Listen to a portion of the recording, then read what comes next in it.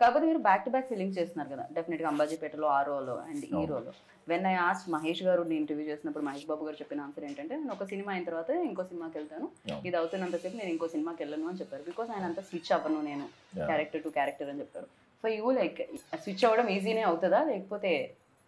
అంటే నేను కూడా అంటే ఒక సినిమా అయిన తర్వాత ఇంకొక సినిమా దానికి వెళ్తాం ఆబ్వియస్గా. బట్ ఇవి అంటే టైం పడుతుందా పట్టదా అంటే ప్యారల్గా అయితే ఎప్పుడు చేయలేదు. ప్యారల్గా చేసినా ఒకవేళ దానికి 10 days దానికి ఇంకో 10 days గ్యాప్లోనే జరుగుతుంది తప్ప ఇవాళ ఒక షూటింగ్ రేపు ఒక షూటింగ్ అంటే హీరోగా క్యారెక్టర్గా చేసినప్పుడు పొద్దున ఒకటి రాత్రి ఒకటి మళ్ళీ మిడ్ నైట్ ఒకటి షూటింగ్ అలా చేసినవి ఉన్నాయి. హీరోగా వచ్చినప్పుడు ఏంటంటే కొంచెం మనకి ఆ బాధ్యత ఉంటుంది కదా, సో దాని టైం అయితే దానికి ఇస్తున్నాం. కరెక్ట్.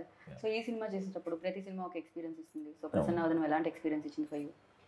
ఇది చాలా కొత్త ఎక్స్పీరియన్స్ అండి. అంటే ఇప్పటిదాకా నేను అందరూ ఫ్రెండ్స్తోనే చేశాను. ఆయన అర్జున్ నాకు ఈ సినిమాతోనే పరిచయం.